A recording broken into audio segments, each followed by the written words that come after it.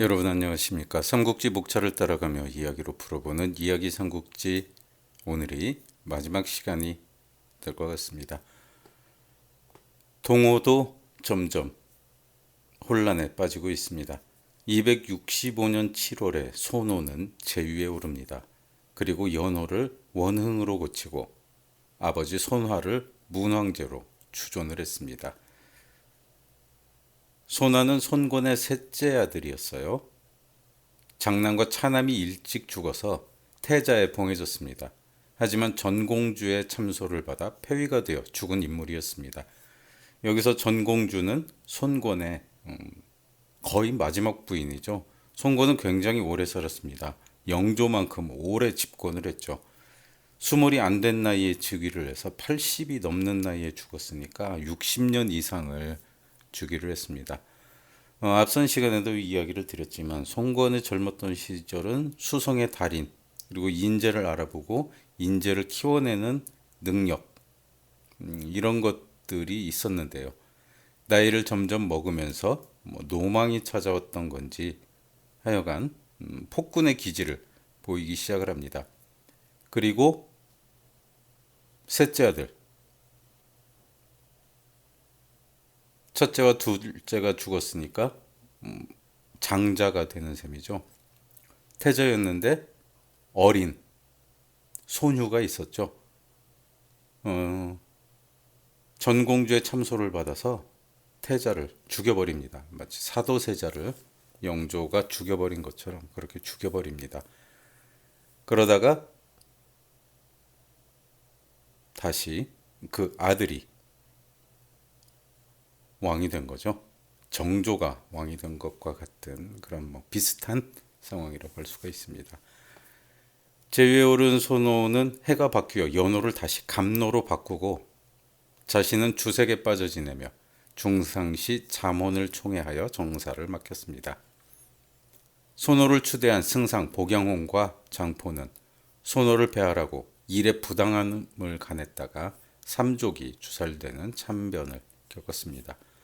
고명 대신까지 이런 대우를 받으니 다른 대신들은 감히 간하지 못했습니다. 이 싸움은 자격이 없는 손호를 제위에 올린 복양홍과 장포가 손호의 권력을 쥐고 흔들려는 과정에서 손호의 반격을 받아 죽은 사건으로 보여주기도 합니다. 마치 영제 때 두무와 진번이 죽은 사건을 연상시키기도 해요. 그러니까 이 두 사람의 계획은 적장자가 아닌, 그러니까 그 서열에서 좀 밀려난 사람을 황제로 세우고 내가 너를 황제로 세워줬으니까 너는 나에게 보답을 해야 된다. 우리 말을 잘 들어라. 이런 느낌으로 새로 황제를 세웠겠죠. 하지만 황위에 오른 손호는 거기에 따르지 않은 거죠. 그리고 손호의 뜻을 거스르는 그리고 뭔가 껄끄러운 복양홍과 장포를 숙청했다고 보는 게 맞을 것 같습니다. 이렇게 세도가들을 하나하나 정리를 하고 조정을 일신한 손호는 다시 연호를 보정원년으로 정하고 육계와 만욱을 좌우 승상으로 임명을 했습니다. 그러나 이때 손호는 수도인 건업에 가지 않고 무창에서 정무를 받습니다. 그래서 모든 진상품을 건업에서 무창으로 옮기는 일이며 새로 수도를 정했으니까 궁궐을 지어야겠죠. 새로 궁궐을 신축하는 일에 부역이 과중이 되었어요. 육계가 이 일을 상소로 올려서 건업으로 돌아가기를 청합니다. 하지만 손호는 무창을 도읍으로 옮기려는 작업을 중단하지 않았습니다. 또 크게 군사를 일으키고 총나라의 원수를 갚는다는 명분으로 진을 정벌하겠다는 사업을 벌여 진동장군 육항을 시켜 양양을 공격하게 합니다. 중서승이었던 화핵이 이 일을 말리다가 관직에서 쫓겨났습니다. 이 일의 행간을 한번 읽어보도록 할게요. 뜬금없이 총나라의 원수를 갚는다고. 사실 오나라와 총나라는 5월 동주 같은 그런 사이였죠. 근데 송나라가 멸망하니까 뜬금없이 자기와는 아무런 인연도 없는 총나라의 원수를 갚는다고 군사를 일으킵니다. 내부에 외환이 있을 때는 외부로 외부에 적을 만들어서 그 힘을 한 곳으로 시선을 돌리는 그런 작업이라고 할 수도 있습니다. 그리고 또 하나, 원래 수도인 건업 대신에 새로 무창의 도읍을 세우는 일. 이 일도 역시 역사적으로 많은 비슷한 사례를 찾아볼 수가 있어요. 이 일 역시 그 건업의 세족과 민심이 자신에게 따르지 않는 손호가 자신의 근거지인 무창을 고집해서 조정의 중신들과 알력이 발생한 것으로 보여진다는 그런 거죠. 그러니까 손호는 무창에서 살았습니다. 그리고 대대로 궁궐은 건업에 있었죠. 그러니까 전대, 손권으로부터 내려오는 그런 권신들의 세력권이었던 거죠. 그래서 무창을 버리고 건업으로 들어가는 것은 적진 한가운데 들어가는 것과 같다는 그런 위험한 생각을 했던 듯 보입니다. 이런 일은 동탁이 원래 장안 사람이죠. 장안이 근거였죠. 근데 낙양에서 황제를 세우고 주변에 자신의 세력이 없으니까 낙양으로 장안으로 천도를 해버리죠. 조조 역시 낙양이 황폐화됐다는 명목이긴 했지만 자기 자신의 근거지인 허현으로 천도를 합니다. 한국사에서도 마찬가지예요. 궁의 세력이 남아있는 철원에서 개성으로 왕건은 천도를 합니다. 그리고 조선을 세운 이성계 역시 많은 반발에 부딪히고요. 결국 한양으로 천도를 하게 되죠. 정조 역시 기존 권신들의 세력권인 한양을 버리고 수원으로 천도를 고집한 정조 등에 의해서 이런 일을 찾을 수가 있습니다. 한편 낙양에서 동호의 정세를 전해들은 사마염은 곧 문무백관을 모아 대책을 상의를 합니다. 가충은 도독 양호에게 동호를 막으라고 건의했습니다. 사마염도 이를 받아들여 조서를 내렸습니다. 양호는 원래 양양에 오랫동안 주둔하며 많은 민심을 얻고 있었습니다. 심지어 동호의 백성들조차 양호를 신망했습니다. 전쟁통에 끌려왔다가 동호로 돌아가기를 원하는 사람은 모두 보내주었어요. 혹시 동호에서 핍박을 받아 넘어온 유민들에게도 정착을 도와주었습니다. 또 꾸준히 둔전을 시행하고 사치를 하지 않으니 창고에는 군량미가 넉넉하게 항상 쌓여 있었습니다. 그러나 결코 동호의 장수 육항을 가볍게 생각하지 않았습니다. 육항도 양호를 같은 무장으로서 서로 존중을 했습니다. 서로 경계를 대치하고 있지만 양쪽의 군사들은 싸우지 않았죠. 이 양양이 바로 형주의 수도입니다. 지금 형주를 사이에 두고 다시 양측의 전운이 감도는 거죠. 한 번은 양호가 군사들이 사냥을 해서 돌아왔는데 그 중에 동호의 진영에서 화살을 맞아 양호의 진영으로 달아났다가 죽은 짐승도 있었습니다. 양호는 화살을 확인해 그 짐승을 모두 동호로 돌려보냈습니다. 육항은 감사하며 양호에게 술을 보내기도 했어요. 양호의 수하들은 독주라고 생각했으나 양호는 꺼리낌 없이 마셨습니다. 어느 날은 육항이 병이 들었어요. 양호는 약을 지어 보냈습니다. 육항은 수하가 독이 든 약이라고 의심했지만 육항은 전혀 의심하지 않고 약을 먹고 몸이 나았습니다. 그렇게 양쪽의 군사는 서로 대치하고 있지만 싸우지 않고 강역에서 대치를 하고 있었습니다. 그러나 전선의 이런 사실은 조정에 의혹을 불러옵니다. 손호는 즉시 육항에게 공격명령을 내렸습니다. 육항이 손호에게 표문을 올렸습니다. 양호가 덕으로 백성의 신임을 얻고 양양을 다스리고 군사가 믿음으로 장수를 따르니 쉽게 진나라를 정벌할 수 없다는 것. 그리고 죽은 손호도 덕으로 나라를 잘 다스려 안으로 힘을 길러야 한다는 충고까지 담긴 상소문이었습니다. 손호가 듣기에는 너무 건방지죠. 손호는 크게 화를 내고 육항을 사마로 좌천시키고 좌장군 손기에게 군사를 맡깁니다. 그러니까 그 사단장을 대대장으로 만들어 버린 그런 상황인 거죠.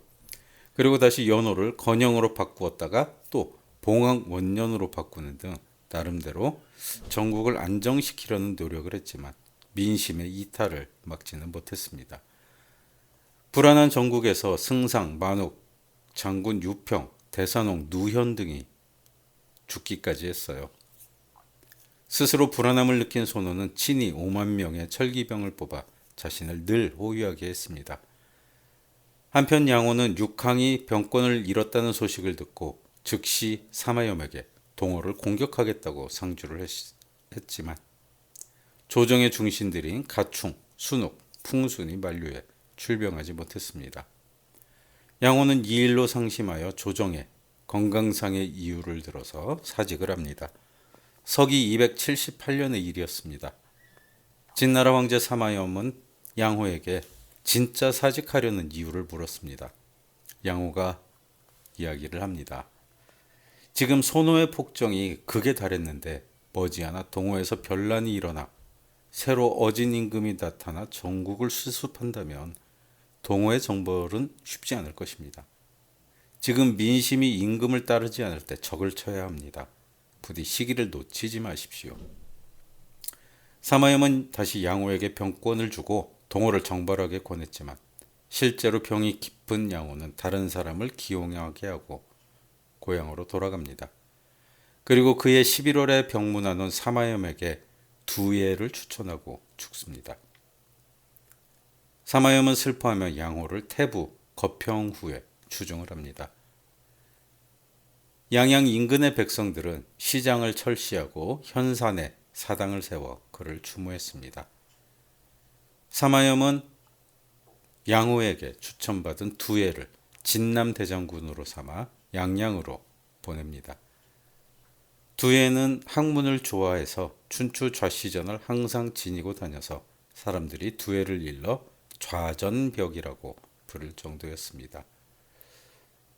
이때 손호는 관리들의 모든 행동을 감시하는 정보정치를 실시를 합니다. 규탄관이라는 직책이 있었는데 그들이 참소를 하면 무조건 잡아다가 얼굴 가죽을 벗기거나 눈알을 도려내는 고문으로 죄를 추궁해 억지 자박을 받아서 다스렸습니다. 이때 익주자사 왕준이 동호를 공격하자는 상소를 올렸습니다. 그는 이미 오래전부터 배를 만들며 강을 따라 내려가 동호를 공격할 준비를 하고 있었습니다. 그런데 이제 나이가 늙어 더 이상 미루면 자신이 계획한 모든 일이 수포로 돌아가므로 서둘러 표문을 올린 거예요. 그러나 조정에서는 아직 시기상조라는 의견이 대세를 이뤄 일단 계획을 미뤄졌습니다. 그때 두예의 상소가 도착을 합니다. 때마침 사마염은 비서랑 장화와 바둑을 두고 있었습니다. 두예의 편지를 본 장화가 두던 바둑을 쓸어버리고 공격하라고 간합니다. 사마염은 즉시 두예를 대독으로 삼아 강릉으로 출전을 시킵니다. 그리고 낭야왕 사마주에게 저중, 합비 근처예요. 왕훈에게 황강, 왕용에게 무창, 호분에게 하구를 공격하게 했습니다. 전면적인 전투가 벌어지는 거죠. 그 외에도 왕준 당빈에게는 20만의 대병으로 강동으로 향하게 하여 비어있는 양양에는 양제를 보내 수비를 하게 합니다. 동호의 손호는 크게 당황해서 회의를 소집했습니다. 그리고 오연을 도독으로 삼아 강릉으로 나아가게 하고 표기장군 손음에게는 하구로, 승장, 장제는 우저로 나가 진나라 대군을 상대하게 했습니다. 그러나 적의 군사가 워낙 많아 손호의 걱정은 끊이지 않았습니다. 중상시 자문이 계책을 말합니다. 쇠고리를 만들어 강연안에 깊이 박고 굵은 밧줄을 가로질러 놓습니다. 적의 배가 빠르게 다가오면 줄을 들어 올려 배를 뒤집어 버리는 방법과 사방 곳곳 물속에 날카로운 쇠기둥을 박아 적의 배를 유인해 부수는 방법이 있습니다. 울돌목 전투 때 이순신 장군이 썼던 그런 병법이네요. 영화를 상상해 보시면 될 것 같아요. 손호도 그 방법을 받아들여 즉시 필요한 물품을 만들어 설치했습니다. 이때 진해 도독 두해는 주지에게 명령해서 쾌속선에 정병 800명을 태우고 강을 건너 낙향을 점령하고 사방 곳곳에 불을 밝히고 포소리를 울리며 군사가 많은 것으로 위장하게 했습니다. 그리고 파산이라는 곳에 들어가 군사를 숨깁니다. 한편 두해는 유유히 수륙 협공으로 강동으로 전진을 합니다. 동호는 육로에서는 오연을, 수로에서는 육경을 보냈지만, 그리고 소늠이 선봉이 되어 덤벼왔지만, 두해는 놀라는 척 배를 돌려 달아났습니다. 이에 기세가 오른 소늠은 앞뒤 가르지 않고 맹렬히 추격하자 두해는 배를 버리고 육지로 달아납니다. 소늠도 뒤를 따랐지만 거기엔 이미 진나라 군사가 매복을 하고 있었습니다. 소늠은 도망쳐 지키던 성으로 달아났습니다. 미리 파산에 매복해 있던 주지의 군사들이 꼬리를 물고 성으로 달려들어가 성문을 점령을 했습니다. 기회를 놓치지 않고 진군이 성으로 달려들어 순식간에 성을 함락시키고 소늠도 죽였습니다. 수군을 거느린 육경도 죽었어요. 오나라 장수 오연은 전세가 불리해지자 성을 버리고 달아나다 포로로 잡혔습니다. 두해는 오연을 죽이고 강릉을 완전히 장악을 합니다. 그리고 인접한 고을을 점령하기 시작을 합니다. 이미 동호를 따르지 않는 수령과 관원들이 모두 두해에게 항복을 청했습니다. 두해는 모든 고을에 전령을 보내 백성을 안심시키고 병사들을 엄히 단속해 민폐가 없게 했습니다. 그리고 무창으로 진격하니 무창도 한순간에 무너졌습니다. 무창이 무너졌다는 것은 그 현재 손호의 근거지가 다 무너졌다는 거죠. 그리고 구수도였던 건엄만 남아 있었어요. 그런데 동호의 불운인지 자문이 준비한 쇠기둥과 쇠고리의 함정이 왕준에게 알려졌습니다. 왕준은 허수아비를 태운 뗏목 수십만 개를 만들어 강위로 뛰어보냈습니다. 밧줄을 지키던 오군 병사들이 모두 놀라 달아났습니다. 왕준은 군사를 보내 다시 뗏목에 불을 지르게 했습니다. 불길이 밧줄에 옮겨 붙어 모두 끊어졌습니다. 마지막 남은 군사를 이끌고 승상 장제와 좌장군 심영, 우장군 제갈정이 적을 맞아 싸웠지만 이미 감당할 수 없는 지경이었습니다. 그러나 그들은 최후까지 장렬히 싸우다가 우저에서 모두 죽게 됩니다. 표문을 받은 사마임은 크게 기뻐했습니다. 이때 가충이 말합니다. 군사들이 너무 멀리 나가서 오랫동안 싸우느라 지쳐 있습니다. 일단 군사를 불러들여 휴식을 취한 다음 다시 일을 도모하십시오. 하지만 장화가 사마염에게 간곡히 청합니다. 이대로 군사를 물리면 언제 또 강을 건너 적을 도모하겠습니까? 지금이 적절한 시기입니다. 사마염도 장화의 의견을 동조하고 진격을 독려합니다.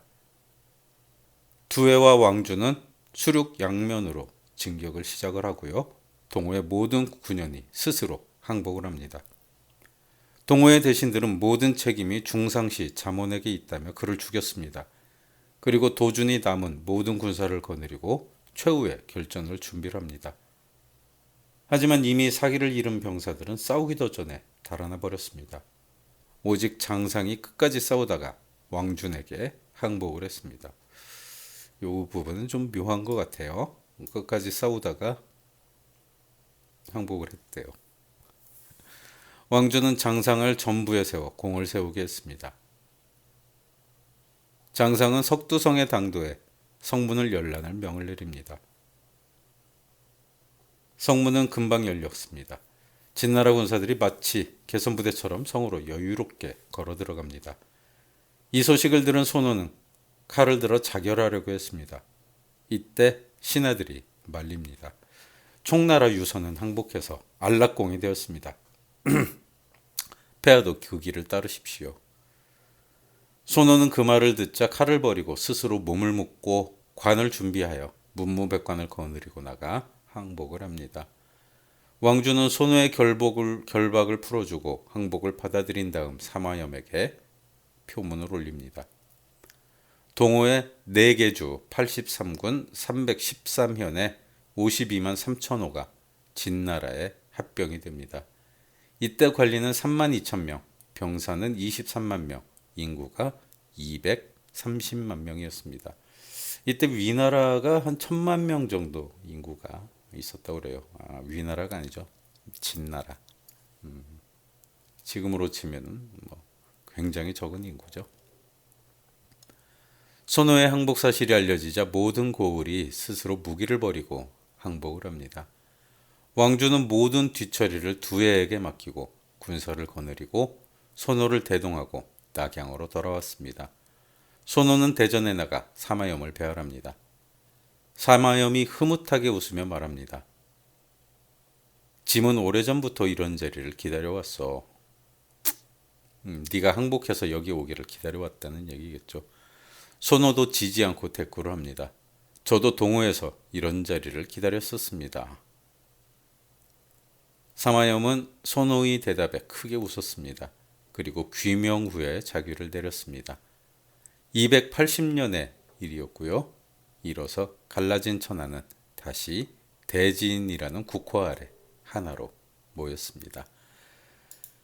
이렇게 이야기 삼국지 전편을 다 읽어봤습니다.